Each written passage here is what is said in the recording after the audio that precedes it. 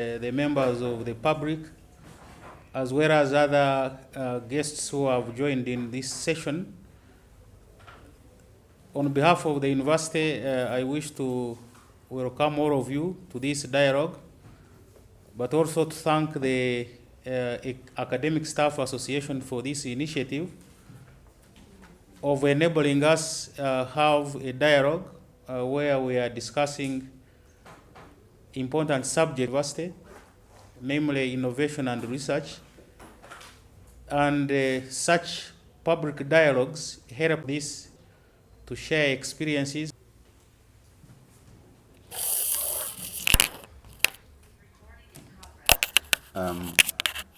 Thank you very much. That was Professor Benon Basheka, the Deputy Vice Chancellor in charge of academics of KABASA University.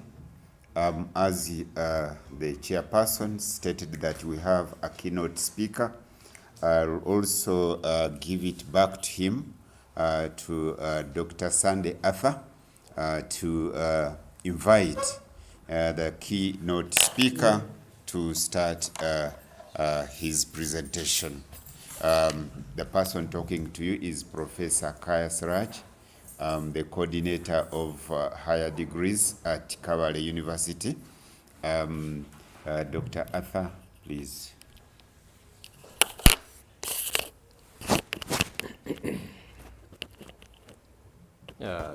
Thank you so much, Professor Kaya. And at this juncture, I would like to invite Professor Benon C. Basheka, who is the first Deputy Vice Chancellor in charge of academic affairs at KABASA University, to give his address as the keynote speaker. Professor Benon Basheka, you are welcome. Thank you.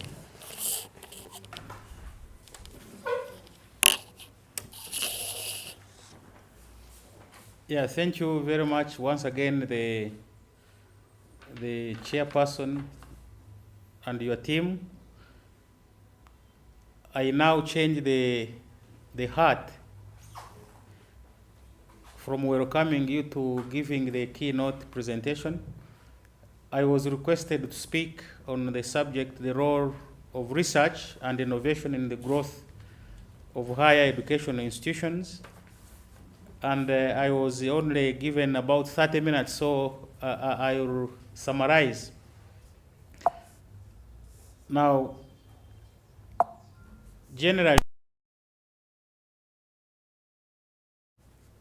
that within universities,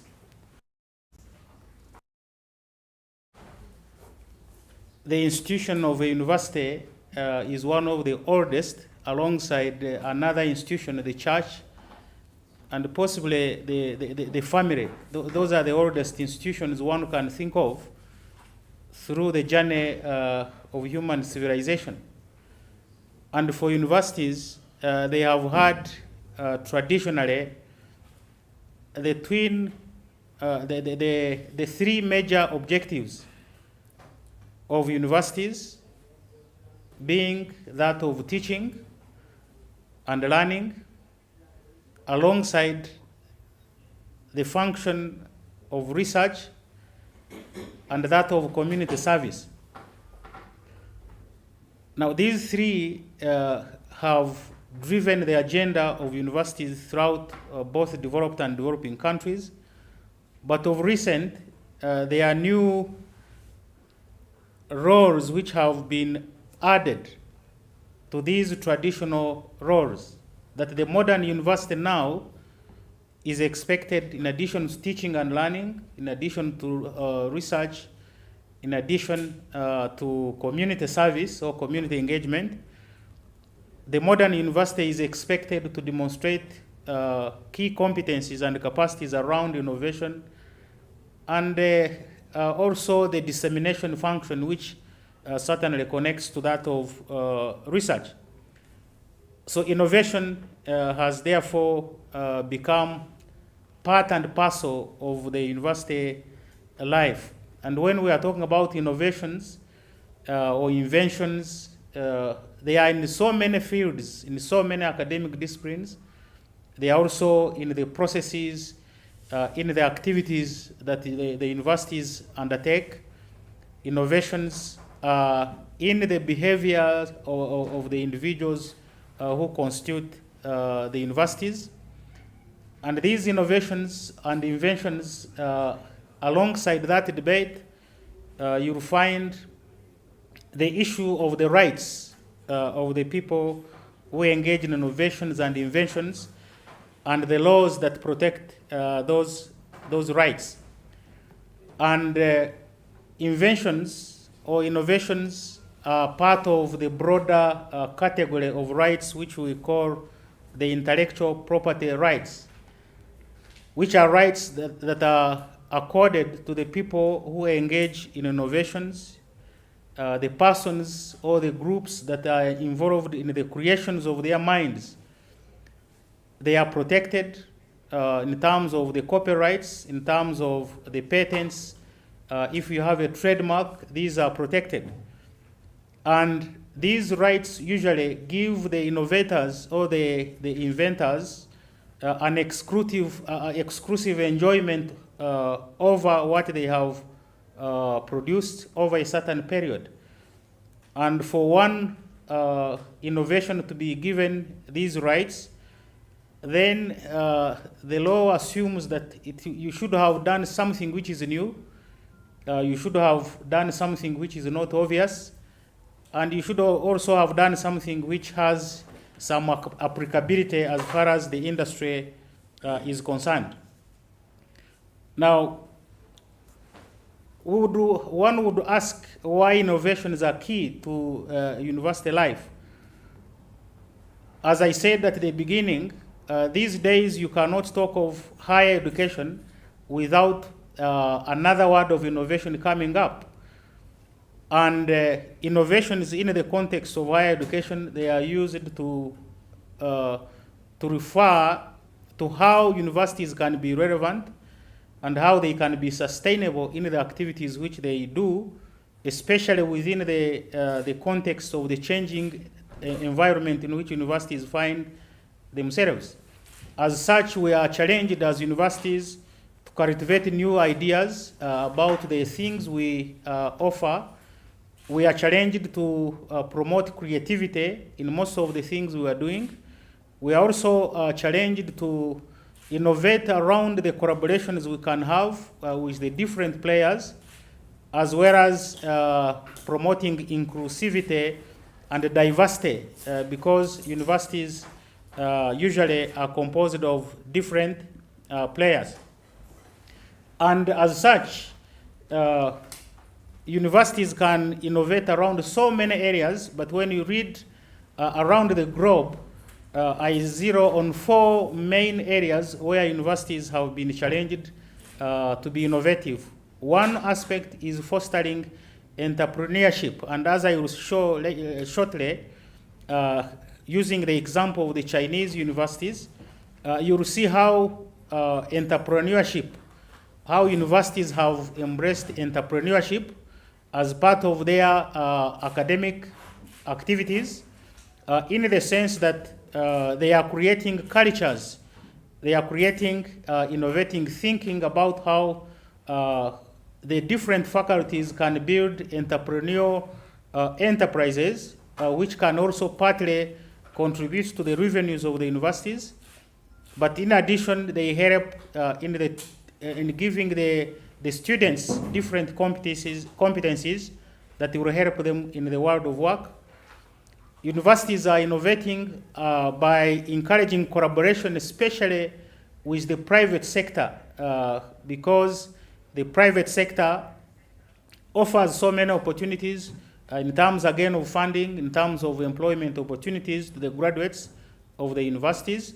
So around innovation, universities are challenged to encourage collaboration with the private sector in various areas. Universities are also challenged to focus on inclusivity and diversity, where they incorporate different perspectives in the activities which they do because of the complex environment in which they operate. And of course, universities around innovation, they are challenged to have a clear balance between technology and society. And with this innovative element, you'll find that the universities have different faculties, they have different disciplines. Multidisciplinarity is key. For example, the artists have a role to play in society. They can work alongside the philosophers, they can work alongside agriculturists, they can work alongside the medical practitioners, they can work around together with economists and so many other disciplines in order to create relevance to society. And that's why later you'll see that we are encouraging multidisciplinarity in most of the research activities that we do. So alongside the theme of my topic, innovation, the role of innovation and research in the growth of universities, research within the universities is core and has remained core and will possibly remain core because research enables universities to realize their mission. There is a close relationship between research and the teaching and the learning in that through research, we identify some new ways of learning and some discovery to the extent that once you do good research, it will also be able to enhance your teaching. We do research in universities because of our core business, which is the pursuit of scholarship. The different types of research, whether fundamental research or applied research, whether it is evaluative research, all types of research that are found within the universities, they have a relevant in as far as contributing to the scholarship is concerned. Through research done by the universities, we tend to discover new knowledge about how complex problems, complex challenges that society faces are solved. And of course, universities also engage in research because the faculty who participate in research, especially collaborative research, they are alongside the administrators, of course. They are engaged with others, and through that, they will be able to be exposed. Now, the question which has always emerged within universities is who actually pays for the research. Universities, especially in Uganda and Africa, are operating on a tightrope where the funding for research is on the decline. So the faculty are encouraged to be the ones really to mobilize resources for research, and they do so through the writing of grants for funding from the different partners. Sometimes research is also funded by the universities themselves by allocating a certain portion of their budget to the activity of research. Because as you will notice, some research is extremely expensive in terms of the equipment, the research in the medical field, the research in the engineering field, the research in agriculture, high-level research requires equipment. It requires facilities as well as all the personnel building the capacity. So universities are challenged also to provide a substantial portion of their budgets to the activity of research, particularly in those disciplines, the STEM fields, which can be expensive. Sometimes government also comes in to provide the funding. There are other research councils which provide funding for research for different fields, for different faculties. You'll find there are respective councils across the globe which provide funding for research, and some research is also funded from the well-wishers. The private sector can, for example, be a useful source of funds for research, and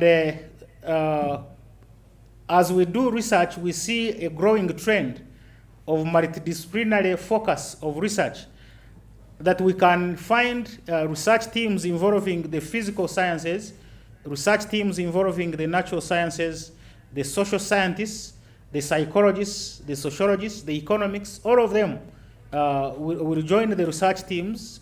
And the purpose of this is that the problems we are dealing with are extremely complex. And that complexity demands different fields, different knowledge. And therefore, these multidisciplinary teams can come on board. In the last 4 or 5 years, when you analyze the statistics, they will generally have an indication that the funding for research has been on the increase, but this is only limited when we take it in the comparative terms. In that graph, I demonstrate some of the trends of funding of public universities, the 10 or 11 public universities currently in the country, and you'll be able to see the graph shows there has been some positive trend in the funding of research, but this is not enough, especially when we compare with other countries, as I will show. Now, once we do research, there are a number of people who benefit. Definitely the students are one of them, because they will be able to benefit in terms of their teaching, like I mentioned, because of the cross relationship between research and teaching. They will discover new ideas, and they will be learning from an environment which promotes discovery. The universities broadly also are beneficiaries of an expanded research portfolio. For example, when we do research on very topical subjects, that kind of research will promote the institutional visibility and the reputation, because the research, which is, for example, aimed at solving a practical problem within society, once a university does that kind of research, then it becomes visible. And that is one of the aspects that promote the ranking of the universities. And as we do research in universities, the brand of our universities will improve, the brand of our faculties will improve. We tend to attract high-level media publicity, and eventually also the grants will increase because of the high productivity in research. Of course, society and the government are direct beneficiaries of the research we do, because research, for example, promotes economic development. Research in clinical subjects, research in commercial and other areas provide business opportunities. And when we do research, especially, it increases the reputation, and then we attract grants. Those resources also help in the promotion of the universities and the academic staff. And now, to possibly demonstrate how research has enabled the growth, research and innovation, how they have enabled the growth of universities, I use the Chinese example to demonstrate that story. Now, when you check currently, China, for example, in terms of quality and quantity, it is producing some of the highest number of PhD students, and that is happening because China, as a government, made a deliberate decision to promote human capital, and they looked at human capital as an important component of the manpower composition of the Chinese society. And you'll notice that over the last 2 decades, the country in China has expanded its funding for research, particularly in terms of the STEM subjects. It is now comparatively producing more PhD graduates than the United States. And interestingly, most of these PhD graduates are Chinese nationals. And in their strategy as a country, they planned that by 2025, Chinese universities should be producing more than 77,000 STEM PhD graduates, which is slightly higher than the estimates in the United States at 40,000. And they do this through a well-crafted university system where they have around 3,000 universities, and they have classified them. For example, at the pinnacle of the Chinese education system, there are 42 universities which are regarded as double first-class universities. And these 42 double first-class universities receive the largest share of government funding. In 2020, for example, one would ask these graduates who are being produced in terms of quality, how do they rate? For example, in 2020, 36 of the 42 double first-class universities in that country were ranked among the top 500 universities globally, and 21 were ranked in the top 200, meaning that they have planned their strategy so well that they are not only competing in terms of quantity, but they are also competing in terms of quality. And their Ministry of Education, roughly, when you check the history of funding in that country, from 2012 up to 2021, they doubled their spending on the university sector. And the number of, as a result of that doubling of the funding for their university system, also the number of students entering these high-level innovative fields of the STEM increased tremendously. And the other key observation from this is that it is not only the PhDs who are doing well, their authors, the Chinese authors, are producing a great number of articles in reputable journals across the globe. So it is a double strategy to make sure you promote the production of PhD students, but also you increase scholarship in terms of publication. And this has been going on for quite some time. It has been a journey. For example, from 1949 to 1976, the Chinese government took what they call the destructive legacy of the former Soviet Union and the Cultural Revolution. And in this period, during this period, universities were restructured into a political apparatus, and they looked at universities as part of the economic instruments for social, political, and economic development of their country. During this period, you observe academic freedom and institutional autonomy over knowledge production were removed from universities. You know, universities are driven by academic freedom. But in order to achieve their agenda, they had to affect academic freedom during that period. Then the value of knowledge was scrutinized and judged according to political ideology. Of course, you wouldn't publish anything when it was not censured in a way. And after the establishment of the new China by the Chinese Communist Party in 1949, universities followed the Soviet model of reorganizing academic disciplines, and this was the order in terms of the faculty composition. And then comprehensive universities were dismantled and divided into smaller specialist colleges. And these colleges were covering science and technology as core disciplines. They were covering medicine as a core aspect. They were covering law, plus some other specialized disciplines which the country identified that they should be the focus of university education. Then from 1977 to 1997, China's higher education system experienced a second phase, which was the second reorganization of the university and its role in the development and economic transformation of their country. And during this period, Chinese universities started regaining some room for development with an increase in autonomy being granted, which had been affected.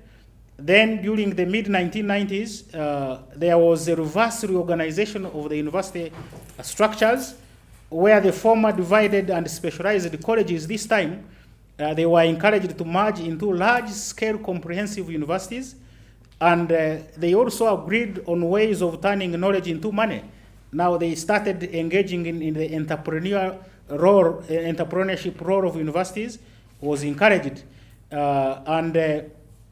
Universities were also, during this period, pushed to market themselves for purposes of generating revenue, but the conversion of knowledge into wealth was not established or institutionalized.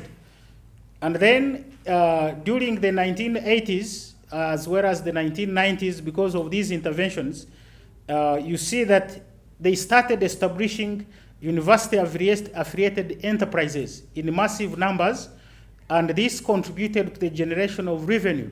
And part of this revenue was reinvested in doing research for purposes of creating innovations around contributing to the problems of society. Some universities were just trading and running businesses with no reference to knowledge and technology, whereas others took advantage of research and knowledge application from the activities which were going on in the universities. And from 1998 to date, China has been on a mission of expanding higher education and recognizing the value of knowledge in their knowledge economy. And this is where innovation has been really highly emphasized. They exploited the opportunities of the internet from the 1990s because they believed that ICT had come to drive the world, and the majority of IT businesses, the business leaders and the entrepreneurs of most of the well-performing companies or enterprises, most of them are graduates of the Chinese universities, and they have a clear connection between university knowledge, innovation, as well as technology. And it is from here that when you analyze how have they been able to fund the higher education system for purposes of doing this, in their governance framework, they have the National People's Congress, which would be the equivalent maybe of our NRM in the country. And below that, they have a state council with a very elaborate steering committee of science and technology. And this steering committee of science and technology has different agencies. For example, the National Development and Reform Commission, the Ministry of Finance, the Ministry of Science and Technology, the Chinese Academy of Engineering. This is a high-level institution established by the government. They have the Chinese Academy of Sciences, as well as other agencies. And within the arrangement, you see they have enterprises. That's why if you analyze, for example, most of the companies which are doing business in Africa, the Chinese companies which are doing business in Africa, those are state enterprises which have been deployed across the globe to generate money for the Chinese government. And within that, our whole infrastructure, the architectural arrangement, you find that universities and colleges have a critical role. They are supposed to generate knowledge, they are supposed to innovate and provide ideas which inform policy of government. So what lessons do we draw from that Chinese story? Briefly, we learn that research and innovations are key to the growth and the sustainability of any higher education system. We also see that the policy of the government as far as education and research is concerned is very critical for the development of society. A deliberate strategy to produce doctoral programs and providing funding for the same is also critical.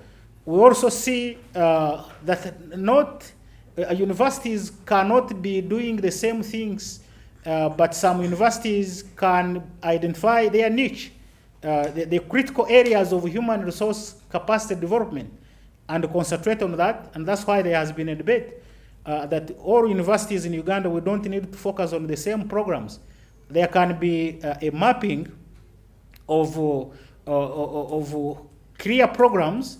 You say maybe Kabale is good in particular areas, Soroti University may be good in particular areas, and then the government can do massive production of the human capacity in those particular fields in respective universities. This is what immediately after colonialism, that's what the colonialists did. You find they divided the then 3 East African countries. Uganda, I think, was for producing medical doctors. The University of Nairobi was supposed to produce engineers, and the University of Dar es Salaam was supposed to specialize in the training of law. So most of the lawyers of the independence period were trained from Dar es Salaam. Most of the medical practitioners were trained in Uganda, Makerere. And most of the engineers of that time were trained in Nairobi. And I think that created some impact. Publication of scholars, publications by scholars should be a top priority agenda for universities, because it is through, once we do research, we should be able to disseminate the knowledge from our research, and we can do that. One strategy is through publication. The funding based on the mandates of the universities is critical, and you would see also that it is possible for a university like Kabale to adopt the strategy of China as a government to develop. We can also agree as a university on the appropriate strategy for promoting research, for promoting innovation. And then we should be able to move around that strategy in order to create high impact. The Dwendere report, the late Dwendere identified a number of weaknesses in our research systems, for example, that there was very low completion rates at graduate level. You compare that with what is happening in China, and that was because of heavy supervision workloads, that the students were unable to complete their doctoral programs to the extent that very few people would finish in 3 years. The staff productivity with respect to publication was found to be extremely very low, whereas the number of PhDs had increased. The graduate output had declined compared to, you can see the lessons we draw from China. Graduate students in that study of the Dwendere committee demonstrated a high level of dissatisfaction with the teaching facilities and the research. And most of the supervisors in the different fields had consultants. They were concentrating more on the consultancies and less on real academic research. And there was a general, when you read through that report, there was a general problem as far as research and innovation in the country were concerned. So, ladies and gentlemen, that's briefly what I can share, because the purpose of my presentation is to create a framework for the debate, for the discussion. It is a public dialogue. I'm not presenting a scenario where I can say I've given the role of research and innovation for university growth, but I only provided an initial presentation to make sure we have a conversation around this subject, and that should be the intention of the public dialogue. There are a number of people outside. We have the discussants. They are going to make their submissions, and then afterwards we discuss. Thank you very much.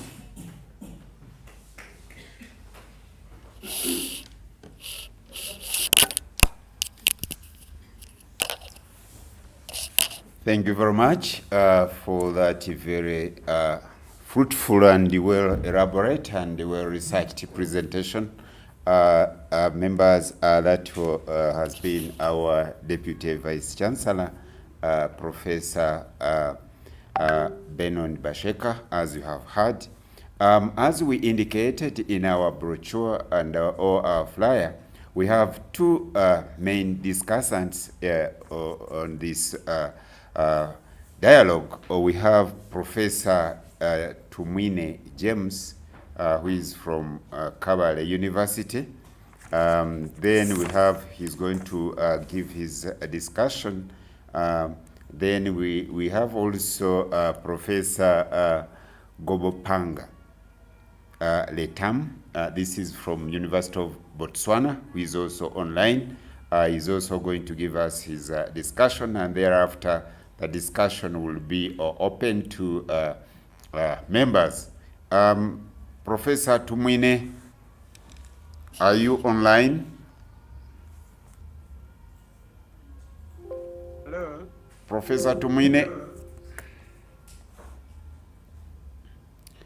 Professor Tumwine, you are welcome to this dialogue. Am I next? Am I next? Yes, So yes, you are the next. So am I next? Yes, you are the next, and the floor is yours, Prof. Thank you very much, Chair. Thank you very much, Chair. I'm going, after this introduction, I'm going to discuss a little bit about the research process and highlight some barriers to good research and innovation. I will mention a few academic hazards and touch a little bit on predator journals and some innovations, and end my response and dialogue. I would like to thank very much, with gratitude, KABASA executive for inviting me to this dialogue, the senior management of KABASA University for the opportunity to serve, my special students for agreeing to be mutual learners in this exciting process of knowledge creation, and of course you, the audience, 161 listeners, for your willingness to engage in what I've called academic wrestling. And please don't make me fall down, but I'm quite strong. We shall wrestle. We shall wrestle. Let me start with this quote from Comrade Nelson Mandela, a visionary who was not into scientific method, but who nevertheless gave the foundation for a good education. And he said, a good head and good heart are always a formidable combination. But when you add to that a literate tongue or a pen, then you have something very special. And this one from Albert Einstein, a great scientist of all time. And he says, if you can't explain it simply, you don't understand it well enough. And of course, when we go into higher education, like we are in universities, some people engage in very complex conceptualization and language, etc. But for the purposes of this talk, I'll keep my talk extremely simple, and I hope you'll appreciate it. So when I discuss research with my students and with my colleagues, I really wish to demystify it and say that research is basically two words, two English words, which mean looking for something we know again and again and again until we find it. So research is not a process of just collecting data. And that's why it's important to conceptualize it and clearly establish a research question that begins with the gift that Kipling gave us, those of you who studied literature. And he said, I have 5 friends. What, who, when, where, and why. And the conceptualization process must be free of academic encumbrances or dogma for that matter. Imagine the wrath that Galileo suffered when he insisted that the earth was round when the established dogma by the church and the state was that the earth was flat. A few years ago, I was studying a germ whose name is Cryptosporidia. And that germ causes diarrhea in children. Conventional wisdom had it that the germ affects our intestines and hence causing diarrhea. One day I was playing with my data in SPSS. I'm sure many of you are familiar with the SPSS. And I made a unique observation. These were children with diarrhea. And apart from the children having diarrhea, almost half of them had cough as well. When I told my colleagues of this observation, they claimed it was coincidence, like most Western thinking. Whenever you mention something that they can't explain, they will say it was coincidence. I told them I wanted to find also had cough. Could it be possible that the children inhaled the Cryptosporidia germs and that the germs then invaded the lungs, hence causing cough? My colleagues laughed at this and ridiculed me. However, the rest is history. Because I wrote a grant and I got National Institute of Health money to prove my hypothesis. And indeed, I was right. We replicated the research and we've proven that Cryptosporidia is a very serious pathogen in the lungs. And in fact, many countries, including Russia, America, France, UK, are considering it as a potential biological weapon. I'd like now to turn to barriers to good research and innovation. Perhaps the most horrible barrier is the rigid systems that don't allow for flexibility and innovation. For example, the PPDA Act in the government institutions, where when you want to buy a computer for $1,000, you can't do that on the open market. You have to go through procurement, that big animal called procurement. And you end up paying $2,500 for a computer worth $1,000. Our president once complained about that, and there was some amendment of the act last year, 2021. But this ugly head called PPDA still lingers in our universities and in our public institutions.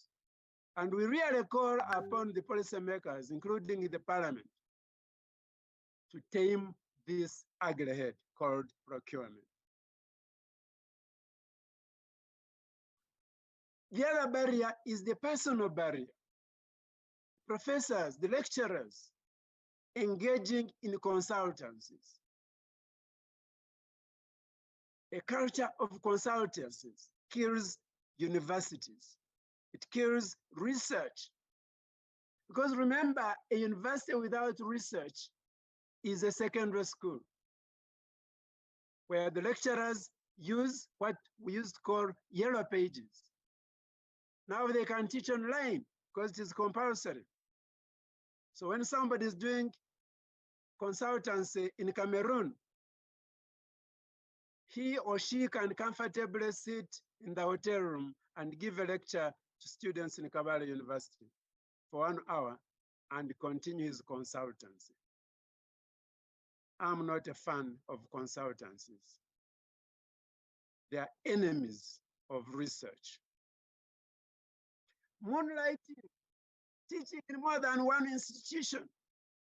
Before I came to Kabale, I didn't know this was a serious disease. It's pathological.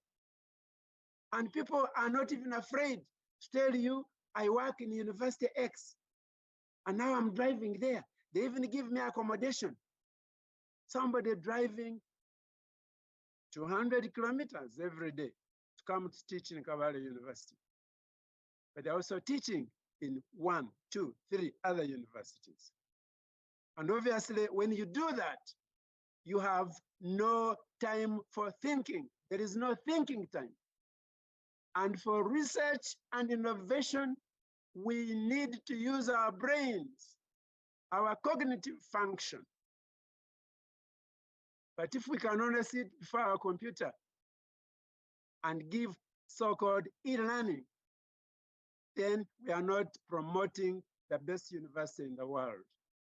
We are promoting a poor medical, or rather a poor secondary school. And of course, there are barriers of private business. The doctors engaging in private clinics,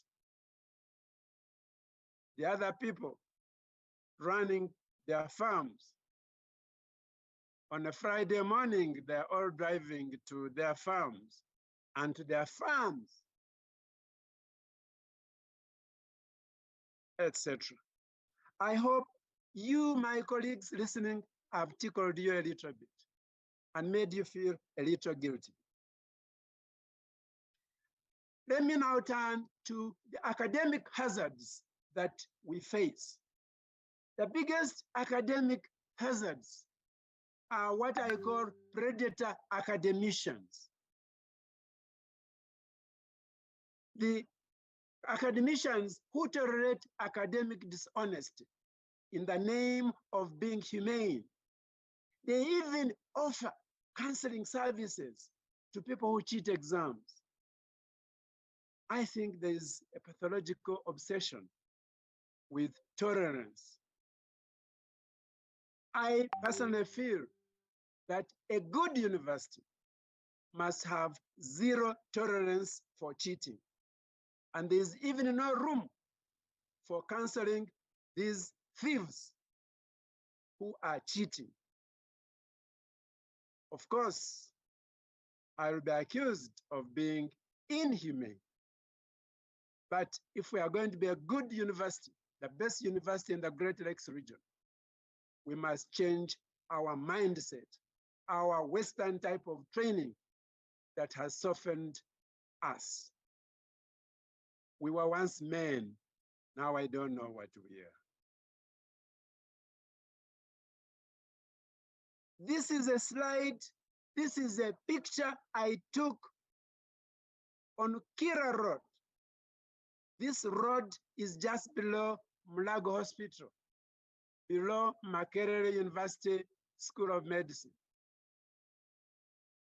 And these guys, look at it, they are advertising themselves. And they are saying research. If you want your proposal written, if you want your report written, call us, and their numbers are there. And they are not ashamed to charge students and write fake reports. The proposal is written on Saturday afternoon, and on Tuesday, the student has a thesis admitted for marking. I hope that this great university, Kabale University, has zero tolerance for this type of academic predator.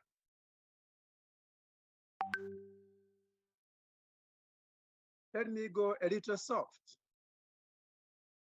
I was privileged to be council chair for Kabale University for 10 years. And when we started the university, Kabale was a bicycle city. Today, you know the traffic jam. Thank God we haven't reached the Kampala traffic jam. but traffic jams in our cities kill time. And if you have no time, you have no space for thinking. You cannot innovate, you can't do high quality research.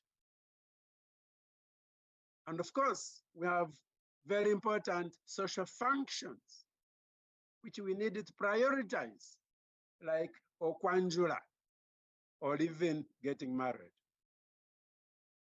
But we need to divide our time and to know that God has given us 24 hours, 8 for our physiological needs for sleep, 8 hours. I wish you could devote 8 hours to Kabale University and you sleep 8 hours, and that would leave another 8 hours to attend wedding meetings, to attend Kwanjula, even to get married.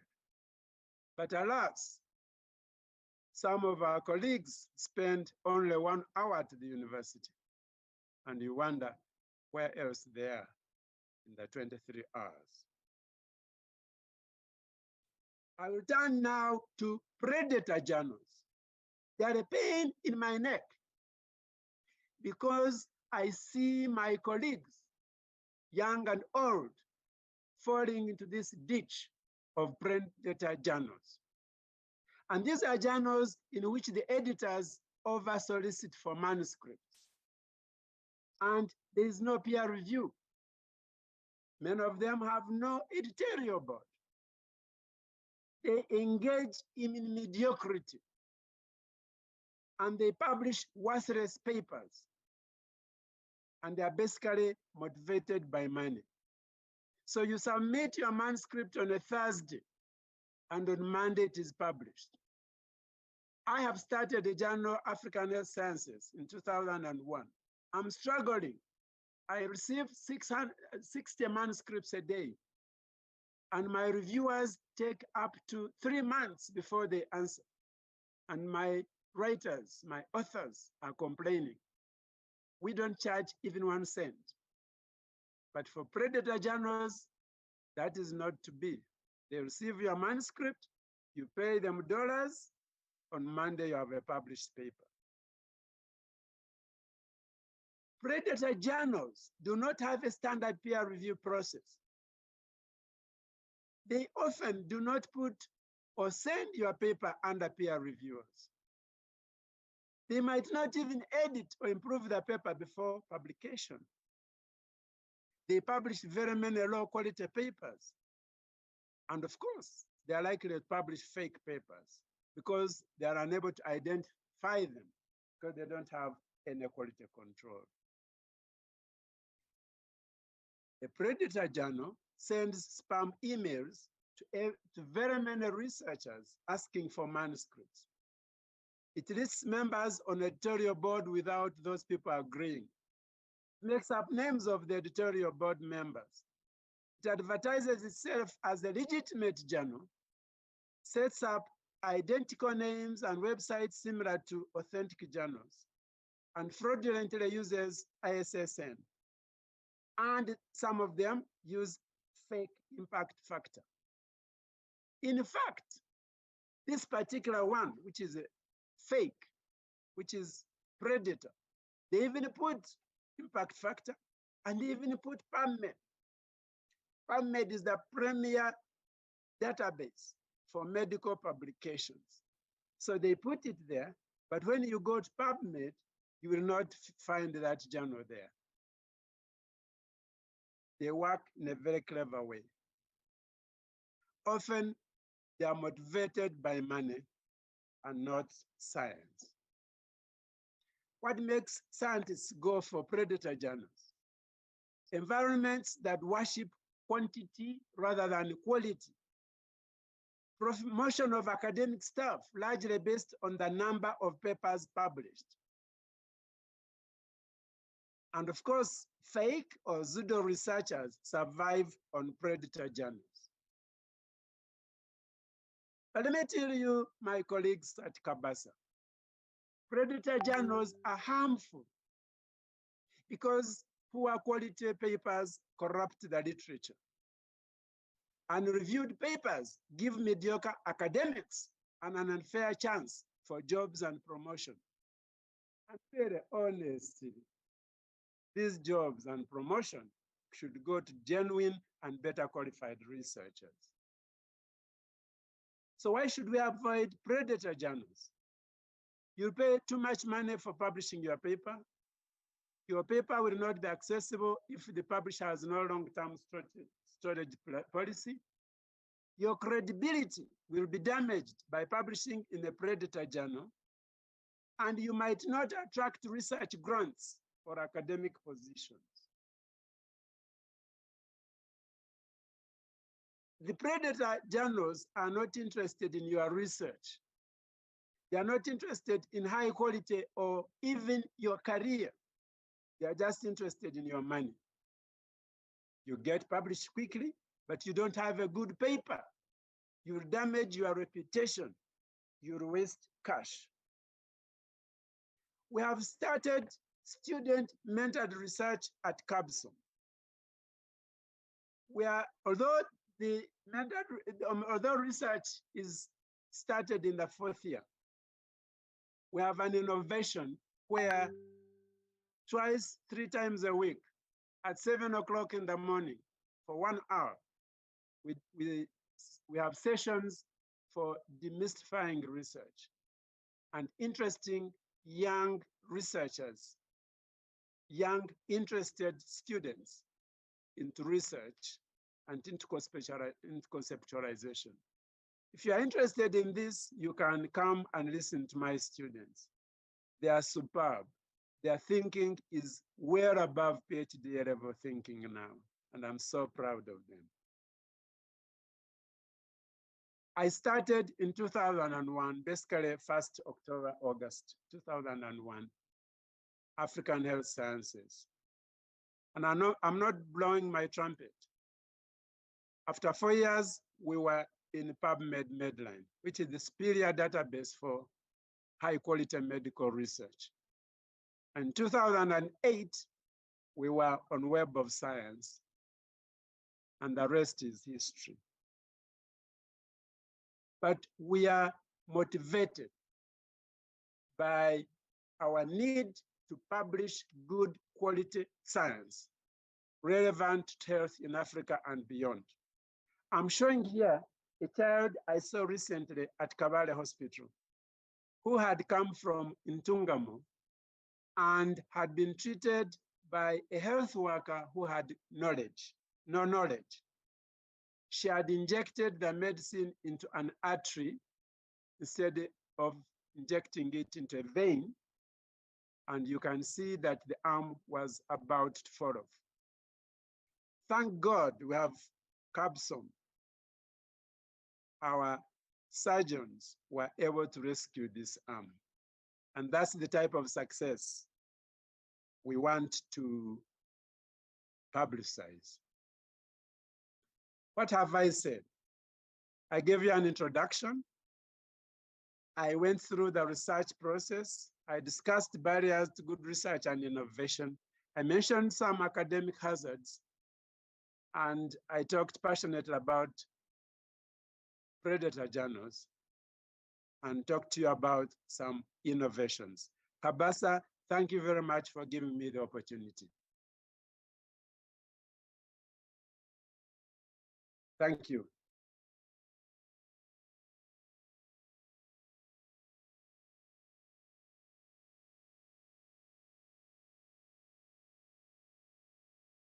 Thank you very much, Chair. I'm done. That was. We thank you very much, Professor James Tumwine. That was Professor James Tumwine from Kabale University, the Dean of the Faculty of Medicine here at Kabale University. We highly appreciate your discussion. Now I would like to call upon my fellow moderator, Sarah Nachuha, who will call upon Professor Letam from the University of Botswana. Sarah, are you online?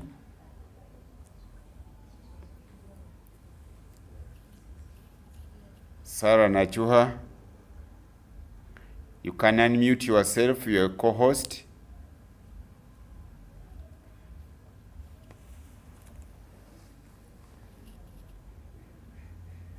Sarah.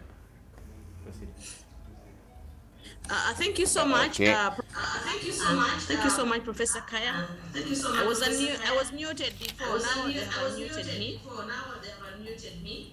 Can you hear me? Yes, yes, loud and clear. Okay, I'll turn my video on for purposes of showing my video is also muted. So anyhow, thank you so much for the opportunity to be a moderator in this first of its kind dialogue by KABASA on research, innovation, and growth of institutions of higher learning. So my task now is to invite the next discussant, who is Professor Letamo from the University of Botswana.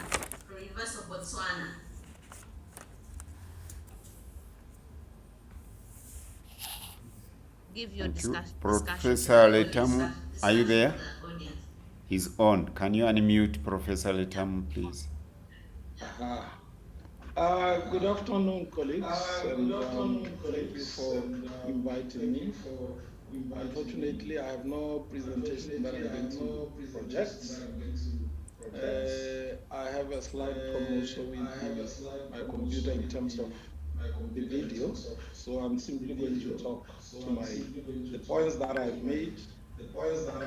I want to start off by appreciating the presentations that were made by two colleagues.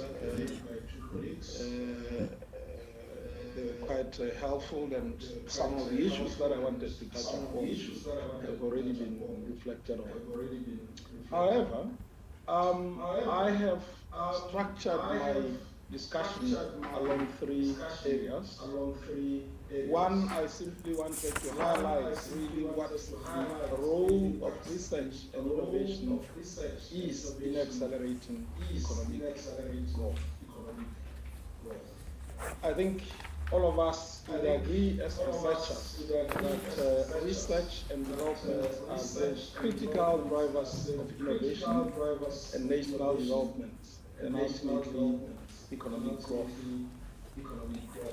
And one of the things that I want to emphasize is the fact that there needs to be a very strong synergy between academia and industry.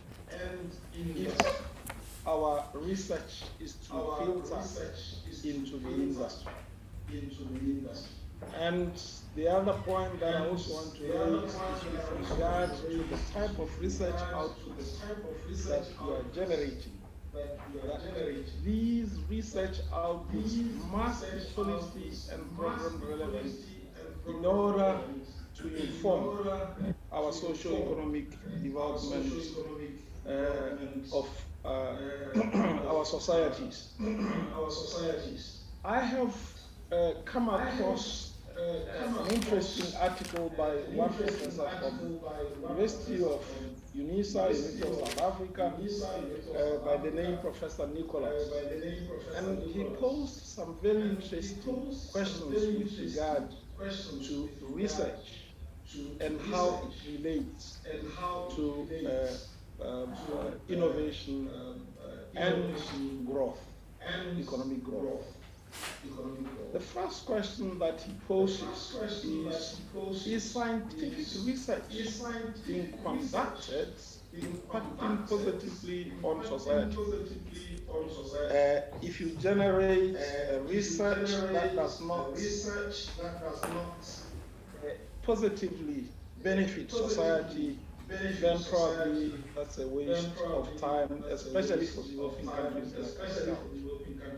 I'm quite aware that there are different types of research, those that are meant to be abstract and theoretical, but I think in the context of developing countries, we always want to relate our research outputs to the impact that they have on our society. I particularly liked the last presentation by my fellow discussant, who talks about or demonstrated the very last picture where he was showing how Kabale University was able to save that little child's life whose life was very much endangered. The second question that we need to be thinking about when we address this issue is, are there increasing technological innovations that make the country's companies more competitive? And this is particularly relevant in the area of science and technology. The idea here is these technologies that we produce from our universities, are they making our companies more competitive, either nationally or internationally? These are some of the issues that we need to be looking at. With regard to social sciences, we need to ask ourselves whether the social science research that we generate informs public policy and programming. If we generate research that is not useful in terms of how it impacts our society by informing either policy, programs, or other aspects of life, then probably that research is not going to be taken up by the industry that we are trying to collaborate with. The fourth question that is posed is, does the current humanities research support the arts and culture? And this is particularly relevant when you look at faculties of humanities. Do the type of research that they generate support the arts and culture that the country has? And then the last part, or the last question that is posed, is, do we generate ideas that improve the quality of life locally and globally? These are the questions that I thought were quite informative in a discussion of this nature. Because for me, what this scholar is saying is that if you generate research that is not impactful, probably you will not be able to see your research being absorbed by your potential consumers. Therefore, in this area, one may want to emphasize that institutions of higher learning really have a critical role to play in the development of our nations, and therefore are critical to the success of a knowledge-based economy. Botswana is one of those countries that aspires to transform from a mineral-based economy to a knowledge-based economy. And I think the point that I'm trying to raise here is that this is where we as institutions of higher learning are now required to drive the national agenda of attaining knowledge-based economy. The second question that I want to address is, how can the public engage in research and innovation activities at institutions of higher learning? One of the things that we ought to realize is that for an institution to engage with the industry there, you need to properly plan for that type of engagement. A number of questions that you need to address. Think about why you want to engage. Why do you want to engage? Who do you want to engage? How are you going to engage? And ultimately ask yourself, what is going to be the impact of this engagement? That means when you prepare for an engagement with a higher learning institute, is trying to relate or engage with the industry out there, you need, first of all, to plan. why is it that you want to engage? Who are you going to engage? How and what is going to be the impact? These are very critical questions that we need to pose before we can think about engaging with the industry. And one of the things that we ought to note also is that public engagement should be thought about in parallel with the design of the research activity. That is, at the time when you are conceptualizing your research problem, you should be saying, who is a key stakeholder here? And how do I engage this key stakeholder or key stakeholders? And ultimately think about how you're going to evaluate the impact of that engagement. Now, one of the things that we also need to be aware of is that the research that we generate should be accessible to the general public, because these research outputs ultimately are expected to empower people and possibly change their attitude, and therefore make the work of our institutions relevant to society and the wider, the global village, as people claim. I was perusing literature and I came across something that I thought I would want to share with you. And this is an article that I came across, which came from the University of Oxford, which try to address the point. How do we engage public in research? The how part of it, I think that's something that we really need to be looking at. This article has identified 3 ways in which we can engage public in research.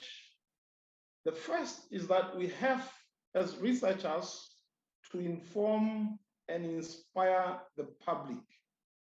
That is, as researchers, we need to be informing the general public, young people, adults, and family audiences about the type of research that we are engaged in. But how do you do that? We can do that through participation in public lectures, public talks, presentations, workshops in schools, and so on.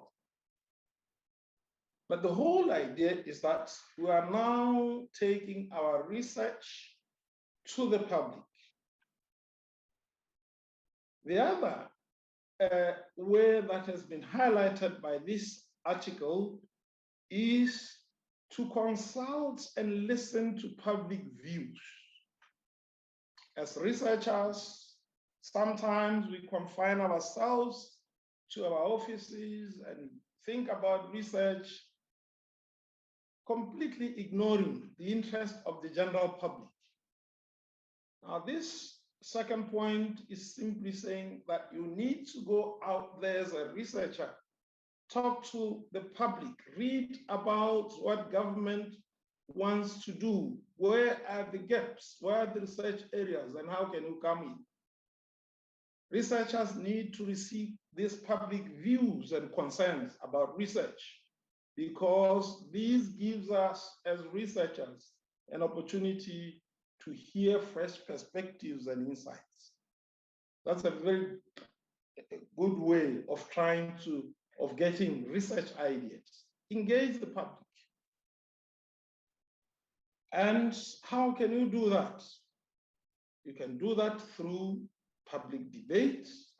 A lot of debates that are happening, you can ensure that your institution is represented in those debates. And sometimes there are online consultations that are going on. Like right now, the Ministry of Local Government and Rural Development in Botswana is going around the country talking about the development of a national decentralization policy. And they're going out there trying to get the views of people in terms of how they want to see that. The last point with regard to how we can engage the public in research is to collaborate with the public. We can have projects that sometimes would emanate from the public, and then we sit together as a team and work collaboratively, defining the research problem, trying to define all the stages of the research process together, working as a team, collaboratively. That way, you are sure that the public is going to be engaged and would probably own the products that ultimately come out of that. The techniques that we have that have been highlighted include co-production of knowledge. Like I said, that involves really working with the public in the research itself. The last aspect that I want to highlight is talking to how can research and innovations be transferred to public for social transformation. And again, as I was going through the literature, I also came across a number of very useful sources, including Lavis and others. I can share the details about these at a later stage. And these scholars have identified a number of questions that we need to be thinking about in order to organize our framework for knowledge transfer. The first that they ask is, what should be transferred to decision makers? That is the message. What is it that you want the public to know? And this message has to be actionable, something that they can implement. The second that they're raising is, to whom should research knowledge be transferred? That is your target audience.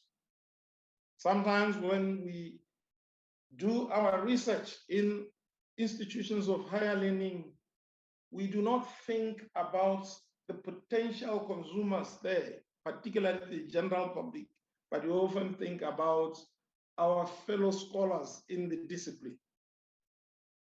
We have tried as the Department of Population Studies to develop some strategies of trying to share our knowledge or research outputs with the general public. One of the strategies that we have used has been the development of policy briefs, that when you encourage our colleagues to try to develop in a very simple layman's language what the results are saying, especially those that are policy and program relevant. These really would need you to think about the multiple audience specific messages, because each audience, depending on who you want to share your results or research output with, you need to ensure that the message is structured in such a manner that your potential recipient of your message would easily understand and appreciate. The third question is, by whom should research knowledge be transferred?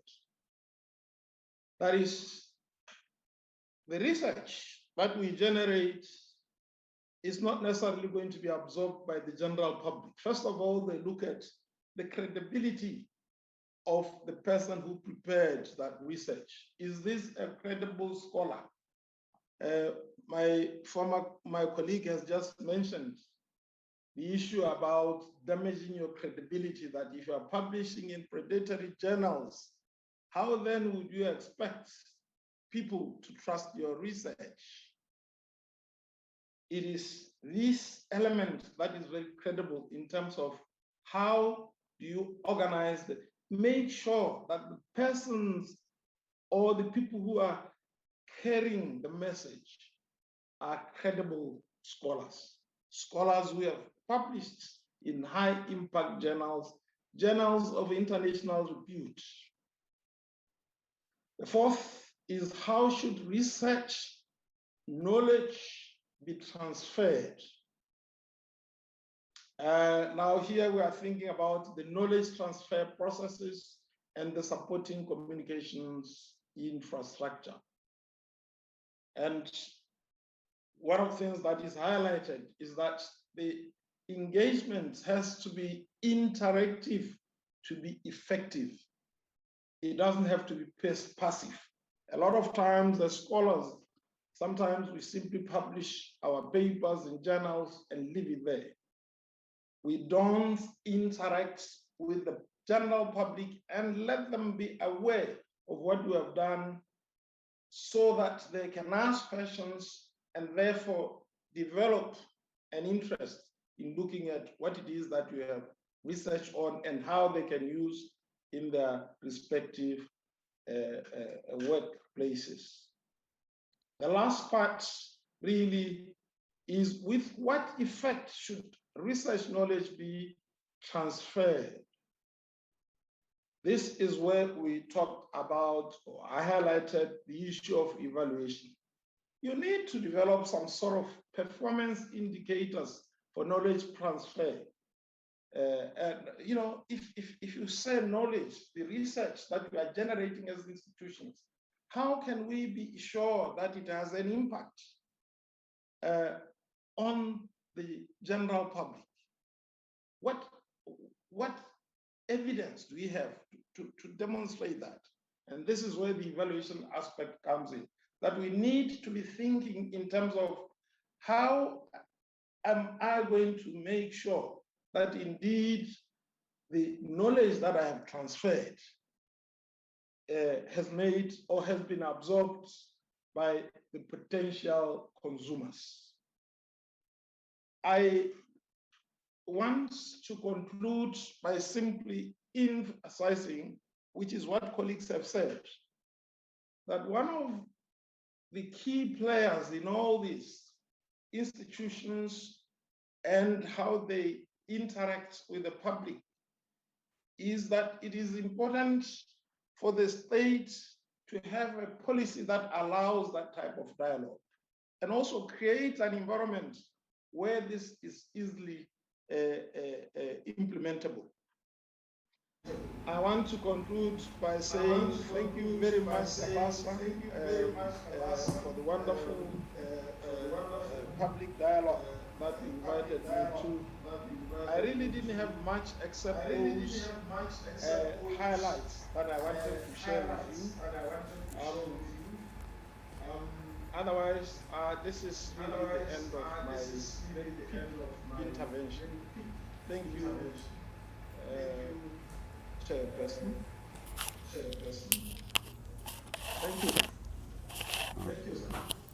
Thank you. Thank you. Thank you very much. That was Professor Guy Letamu from the University of Botswana. This professor is a good friend of Kabale University. This professor is also on our editorial board of the Kabale University Interdisciplinary Research Journal. Professor, we appreciate. Keep online for some concerns where people will be coming in. Right now, we are going to open the discussion. I would like to, we are going to hear from outsiders first. We have people on this discussion line. We have Professor Chitambala. I'm going to call upon the chairperson of KABASA to invite Professor Kitambala to say something just in 2 minutes, Professor. Okay, thank you, Professor Kaya. Thank you, Professor Tamo, for the wonderful presentation. Now the discussion has been open to the public. We want to hear your take in as far as the theme is concerned. You followed the keynote presentation from Professor Benon Basheka. You had a presentation from Professor Tumwine, a key discussant. Also, a presentation from Professor Letamo from the University of Botswana. Now, the public, it is your turn. We need to hear your take. And online, I can see Professor Kitambala Marceline. Marceline, are you online?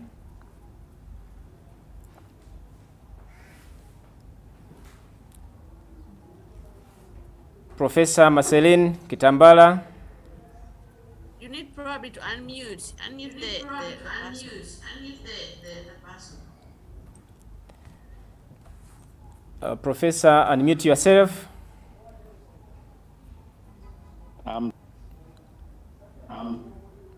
Okay, you're online. Yeah, good afternoon. What is your take? Yeah, good afternoon. What is? Yeah, good afternoon. Good afternoon to you, Professor. Yeah, good afternoon. How are you in Kampala?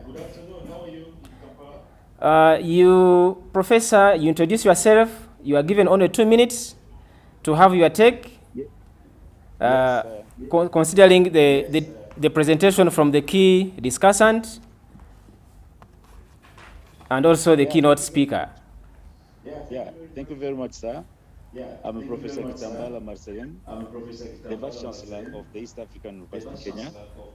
I've been invited by my good friend, Professor Kaya, to say something about this very, very interesting topic on innovation, research, and growth. My take on, first of all, on innovation, what I've observed, I've been in this industry for more than 20 years.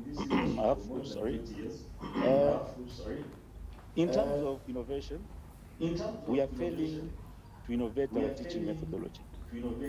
In terms of teaching materials and also the methodology, the approach we are still using to deliver our teaching. Sometimes, I don't know the experience you have in Uganda, but sometimes you can find a lecturer in a class using his hands, writing notes on the blackboard or the whiteboard. Why? Because he doesn't have a projector. So why that lecturer does not use a projector? Because the university does not allow to purchase such essential materials to deliver teaching. Number one, that is number one. Number two, the content of our curriculum. The curriculum, there is a big part of entrepreneurship which is missing. How can we train our students from school to become entrepreneur?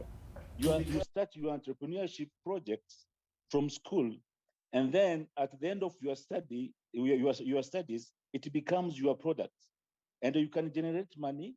You don't need to apply for a job. You can start earning money from your own project. For instance, students who are doing ICT, how can we train those students to start up a project from school and mentor the student throughout his studies until he completes the studies, and then the project becomes his product. He starts earning money from that product. So, for instance, designing a software, a student can start designing a software and he's still studying. And at the end of the studies, he becomes the owner of that software and sells it. It becomes his project, it becomes a business. Number two, in terms of internship, how can we train our students to get hands-on skills from the internship we are organizing as a part of courses they have to take towards the end of their programs? My biggest concern about internship is about the universities. We don't know to define the learning outcomes of internship. So you send students out there and you don't know what are the expectations from the student. After completing maybe 2-3 months out there in the industry, What do you expect from the students? And then you are struggling. We don't have money. So lecturers might be having very good projects in the research. They ask us to support. And now, at the end of the day, they get demotivated, they give up, and the project is over. So we universities will keep blaming lecturers. Why don't you publish? And we don't support them. Why? Because we don't have resources to support them. That is another big problem. I like Professor Letamo from Botswana. He mentioned something I wanted to talk about, the link between the industry and the research, the link between research from universities and economic growth, the link between the government and the universities. Do we have in each country, do we have a ministry in charge of research, which can be monitoring the link between and also funding the research from universities? They can sit on the same table, think ideas. This is the vision of the country. You guys, we have this money in our budget.